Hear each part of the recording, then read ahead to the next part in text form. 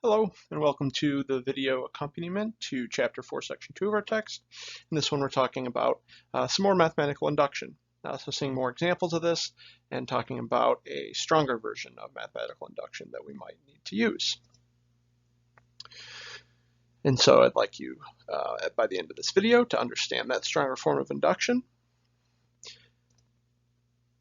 In the video, we'll talk through a proof using this stronger form of induction.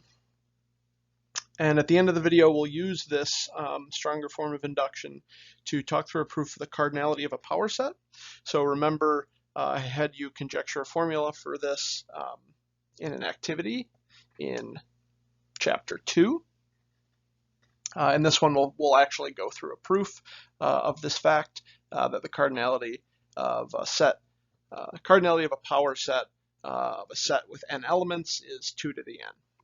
And so we'll talk about that and prove it finally. All right, let's get going.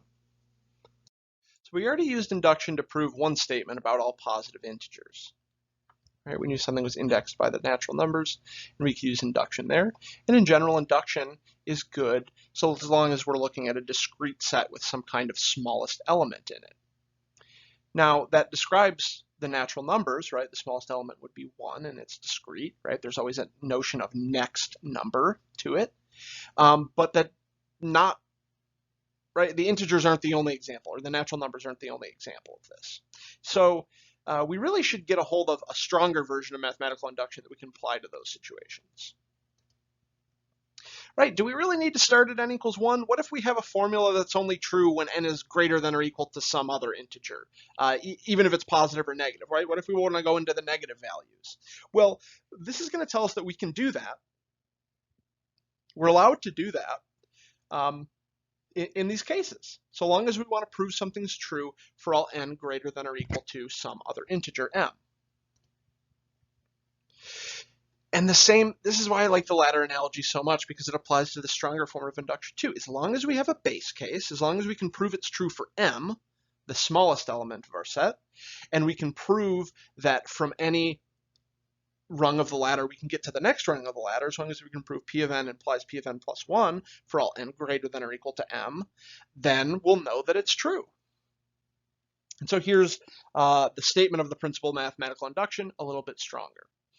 For a fixed integer m, let S be the set of all integers that are greater than or equal to that, right? So just as an example, if m is, say, -3, then S would be the set, right, -3, -2, -1, 0, 1, 2, 3, and so on up to infinity. So if we want to say something's true about this set, right, so some statement or some open sentence indexed by S. So for all n and S, P of n, we can show that that statement is true if we want to prove something like this by showing that these two statements are true. Again, the base case, P of m, is true. So that's the base. And then the induction step, that P of k implies P of k plus 1 is true for all k and S. That's the idea. If we can prove those two things, we'll prove this statement here. Let's take a look at an example of this. Right, some formulas don't hold for all the positive integers. Some formulas will only kick in at, say, n equals 4, like this example. For every integer n greater than or equal to 4, for every integer n greater than or equal to 4, n factorial is strictly greater than 2 to the n. So maybe you've encountered factorials before, maybe not. I'll do a quick little lesson on what factorials are. So I'll make a little table here of n factorial. How do you compute factorials? Remember factorial, and we'll see this later on when we get to combinatorics and counting. We'll need factorials a lot. So when n is 1, n factorial is really the notation used for the product of the first n positive integers, or the product of the first n natural numbers. So n factorial, 1 factorial would just be 1 times 1, or just 1. When n is 2, it would be 1 times 2, 2. When n is 3, 1 times 2 times 3, we would get 6. When n is 4, we do 1 times 2 times 3 times 4, n factorial. 4 factorial then would be 24. And 5 factorial would be 1 times 2 times 3 times 4 times 5, or 120, and so on and so forth. That's how you can compute factorials for any natural number. You might wonder about, can I plug negative numbers into factorials, or can I plug not natural numbers into this, like rational numbers or real numbers in general into this? And in some sense you can. We won't go into that in this class. What you should look up if you're interested in that, and the continuation of the factorials to the real numbers, is something called the gamma function. So if you're really interested in that, look up the gamma function. Sort of a generalization of factorials. But we don't need the gamma function for this. Don't worry about the gamma function if you don't care about it. We just need to use factorials. And remember, factorial is it's the product of the first n natural numbers. And so what this is saying here, this statement is saying for every integer n greater than or equal to 4, n factorial is greater than 2 to the n. So I'm going to go ahead and make a table just to kind of illustrate this some more. We'll compute n factorial and we'll compute 2 to the n, right? This is some statement about these two numbers, n factorial and 2 to the n. We're saying that n factorial is greater than 2 to the n so long as n is bigger than 4. So let's see what we get for these. So when n is 1, n factorial would be 1, 2 to the n would be 2. N is 2, 2 factorial is 2, 2 to the n would be 4. So right now we can see for n equals 1 and 2, n factorial is less than 2 to the n, right? 1 is less than 2 and 2 is less than 4. For n equals 3, 6 for 3 factorial, and 2 to the 3 would be 8. So again, n factorial is less than 2 to the n. That's not what the statement says. When n is 4, n factorial is 24, and 2 to the n is 16. So now it switches. Now n factorial seems to be winning in this little race.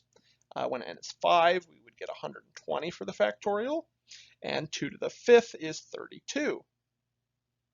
So for n equals 5, it's also true that n factorial is greater than 2 to the n. And we can keep doing this and see that, like, oh, n factorial seems to always be bigger than 2 to the n so long as we start at n equals 4. That these guys, we kind of just got to toss those ones out, get them out of here. And if we do that, this statement, n factorial greater than 2 to the n, will be true. And so in order to write this all in a statement, we would say for every integer n greater than or equal to 4, n factorial is greater than 2 to the n.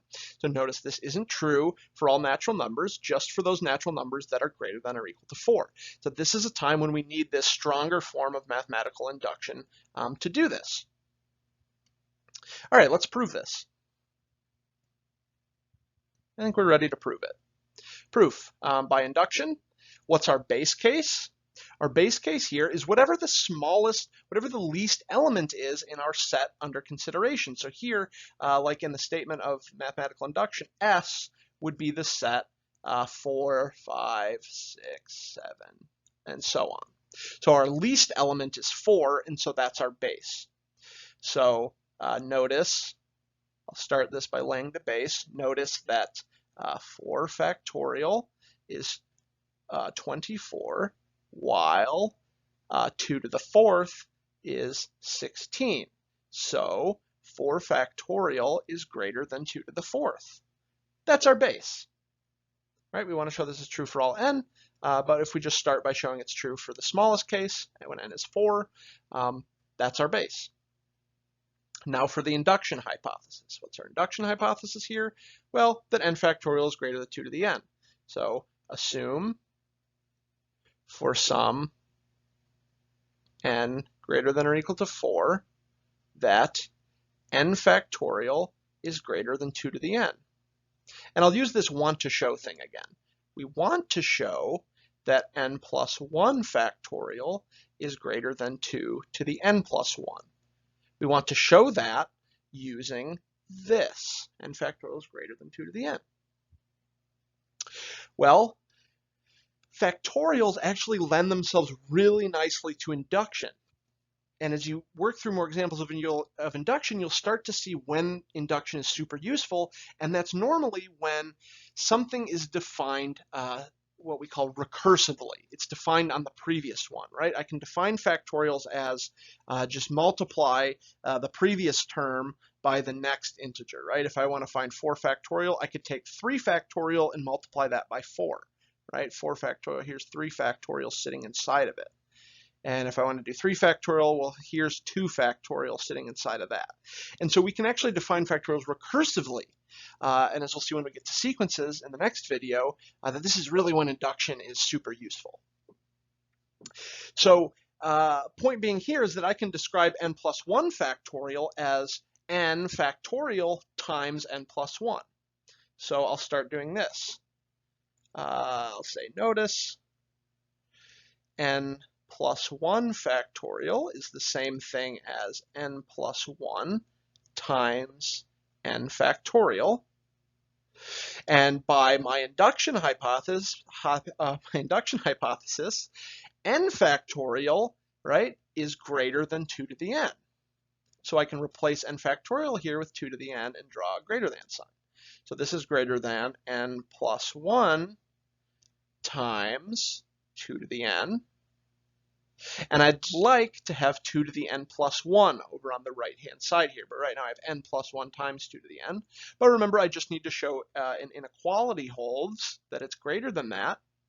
And so if I can conclude that n plus 1 is greater than 2 to the n, greater than 2, I'll be done here. And that's true. N plus 1, let me write here, since n is greater than or equal to 4, n plus 1 will certainly be greater than 2, right? It'll actually be greater than or equal to 5, but that's definitely bigger than 2. Why do I pick 2 here? Why use that really weak lower bound? Well, because 2 times 2 to the n is 2 to the n plus 1, and that's what I'm trying to prove. So since n is greater than or equal to 4, n plus 1 is greater than 2, so n plus 1 times 2 to the n is greater than, right? I can replace n plus 1 now with 2 is greater than 2 times 2 to the n, which is the same thing as 2 to the n plus 1. So what do we have in total here? We've just shown that n plus 1 factorial is greater than 2 to the n plus 1. And that's what we wanted to prove. We just managed our induction step there. We assumed it was true for n, proved it was true for n plus 1. We have our base case, and so we can climb the ladder. By induction, the result holds for all n greater than or equal to 4, since 4 was our base. And that's my proof. So in the following example, we're going to prove the theorem that you've seen before back in chapter 2. Let n be a non-negative integer. If a is a set with cardinality n, then the cardinality of its power set is 2 to the n. Before we do that, I want to go through just the proof strategy. Before we actually get into proving it, let's talk about a proof strategy for this one.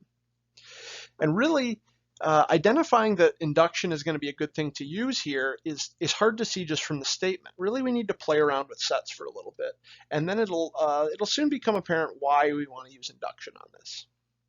So what I'll do to start with, let's start with a low.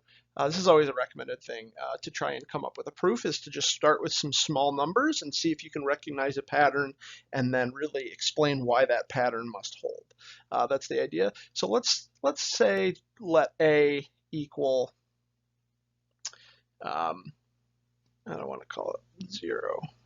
I'm going to use, let's say it has 2 elements. I'm going to call its elements a1 and a2. So cardinality of a equals 2. And let's go ahead and look at its power set. Power set of A would be, all right, so the empty set is a subset of A, the element A1 just by itself in a set, same thing for A2, and then we have A itself, so A1, A2, I'll write it as. And then I want to look at, let's call this one B. How about B? And I'm going to let this be like A1, A2, but I'm going to add an element to it, A3, so that B has 3 elements in it. And let's look at this power set. Right, oh, I guess I didn't say over here, but of course power set of A should have 2 to the 2 elements if this formula is true, and it does. It has 4 elements in it. So the formula holds there. Power set of B now should have 8 elements in it. So let's list those, right? It's important to not just know what the cardinality of the power set is. That's not sort of all the information that you're going to need in order to figure out what the proof strategy is. It's not enough to just play around with that. We should play around with the elements themselves. So the empty set is in there. We could have, how about every element by itself? We could have the pairs.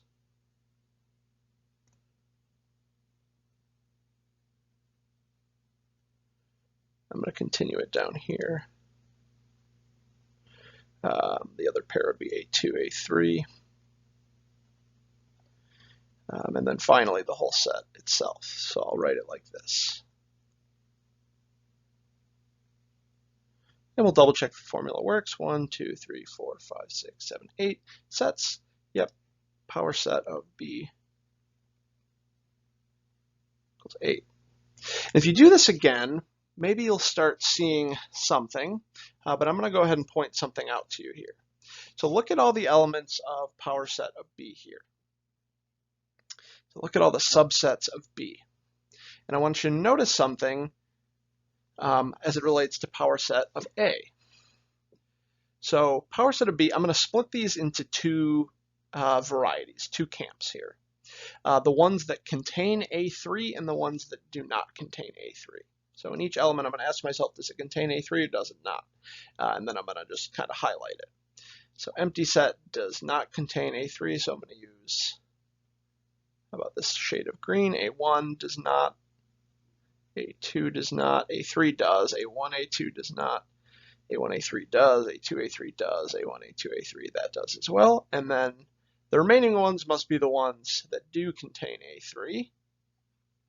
And I could do this with any element that you pick. I just kind of picked one at random. You could have done this with, say, A1 and split it into 2 varieties based off of A1. It doesn't matter which element we pick. Because I'm going to do it later in the proof, I'm choosing the last element here. All right, and now notice something about the 2 camps. So this green camp, the ones that did not contain A3, those show up in power set of A, in the previous cardinality of set. So there's this relationship between those ones. Those are showing up exactly. And then look at the blue ones. The blue ones are also in, we'll get to this later, but we would say they're in 1-to-1 correspondence with the power set of A. It's not so evident why it is, but I'll try and highlight it. So every element that I haven't already talked about, the ones that didn't contain A3, every element that does contain A3, I claim it looks like an element of the power set of A, but with A3 just stuck in there. So a power set of A union A3.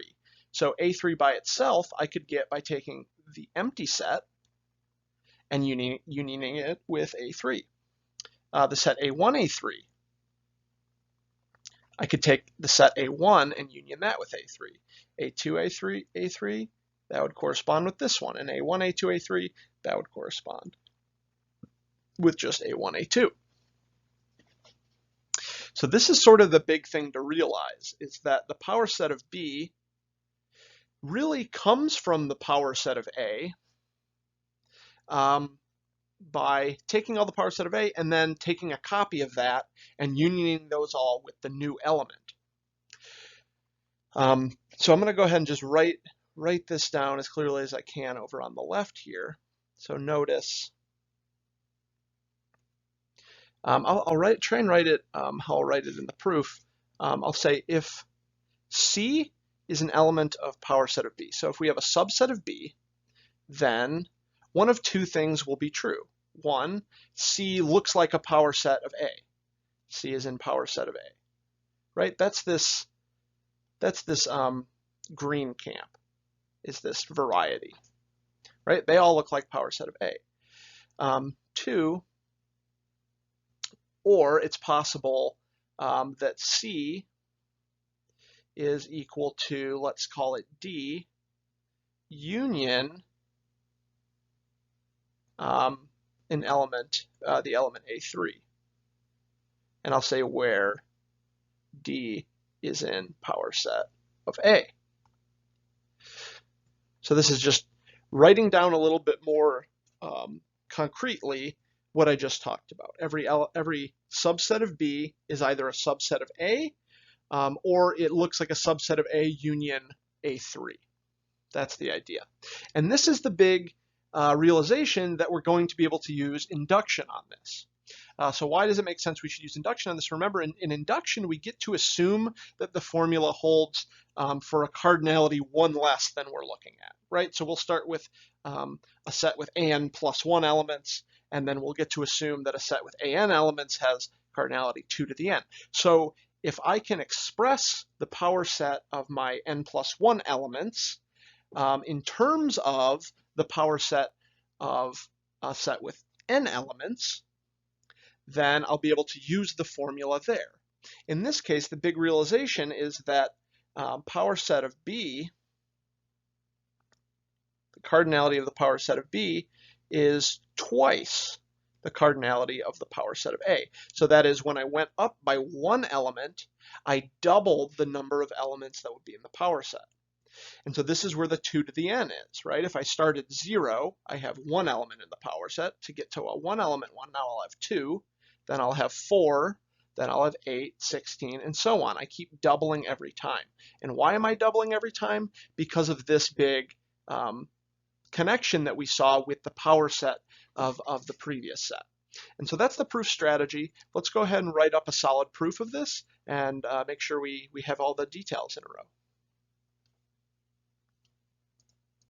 All right, so we have a pretty solid strategy here for proving this theorem. Let's put it to the test.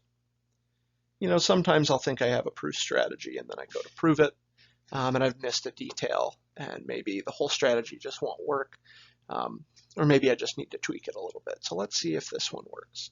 So I'm going to prove this. We've already identified that induction is going to be a good idea here by induction. So I should start with a base case. So I need to think about, oh, what's the set in question? When is it saying that this formula is going to hold? For which n does this hold? And so we go back to the statement of n. Let n be a non-negative integer. So n is greater than or equal to 0. So that's the set in question. Its least element is 0. And so that's where I should start. That's sort of the hint to finding what the base case is. Look at the set in question and look at the least element of that. So by induction, if A is a set with cardinality of A equal to 0, well, what does that mean? I want to prove that it has 1 element in its power set. Well, if it has 0 elements, then A is just the empty set. And power set of A is just the set containing the empty set, right? That's the only subset of the empty set, is the empty set. So the cardinality of the power set of A then would be 1, which is the same thing as 2 to the 0. So it holds there as well, or it holds there for our base. So now we'll state the induction hypothesis and reiterate what we want to show. So now assume that if, I'm going to call it, I'll call it A. If A is a set with cardinality of A equal to n plus 1, or I got ahead of myself, cardinality equal to n, then the cardinality of its power set is 2 to the n. So that's what I'm going to show. That's what I'm assuming. What do I want to show? right? You don't have to do this want to show line. I just think it's kind of helpful when you're first learning induction. Want to show that, okay, what's the statement with n plus 1 plugged in for n? Well, so I want to show that if, I'm going to call it B this time because I don't want to use the same set. You know what, it's fine. A is a general set here, so I'm going to call it A again. If A is a set with cardinality of A equal to n plus 1, then the cardinality of its power set is 2 to the n plus 1. All right, twice what the previous one is. That's what I want to show. And so I'll start with an arbitrary set with n plus 1 elements, right? Because that's the hypothesis of this implication that I want to show. So I'll start with an arbitrary set of n plus 1 elements, and I'll use this fact up here that if a set has n elements, then its power set is 2 to the n. Remember how I'm going to do that is I'm going to split my power set into two camps that are in one-to-one correspondence with a set with lower cardinality. Okay, let's try and do that. So let A be a set with cardinality of A equal to n plus 1. And it's gonna help to give names to its elements. Say A is equal to A1, A2, A3, up to A n plus 1.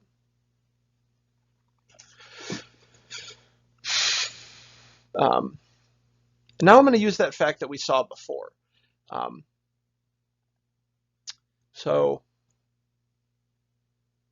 notice that for every C in the power set of A,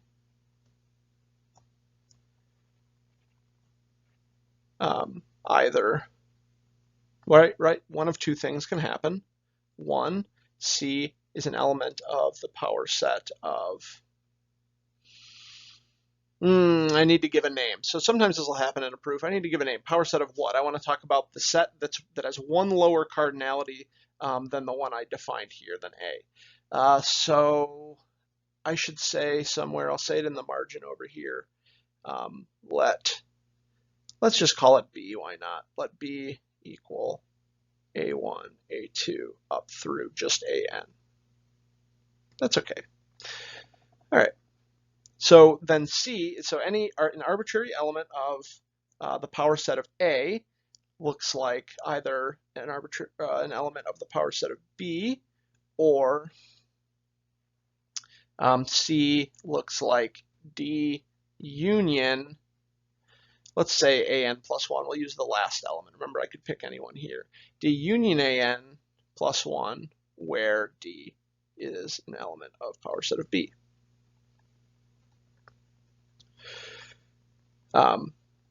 So from this, I'm actually going to jump to a new slide. From this, it's going to follow that the power set of A is twice what the power set of B is. So I'm going to jump to a new slide. All right, so I'll go ahead and state what I just said. The cardinality of the power set of A then is twice what the cardinality of the power set of B is. And now I'll use my induction hypothesis. So why can I use it? Since cardinality of B equals n, remember B was the set that just went up to AN. Since cardinality of B is n, by induction, we'll say by the induction hypothesis, the cardinality of its power set is 2 to the n. So the cardinality of the power set of A must be twice that, is 2 times 2 to the n, or 2 to the n plus 1.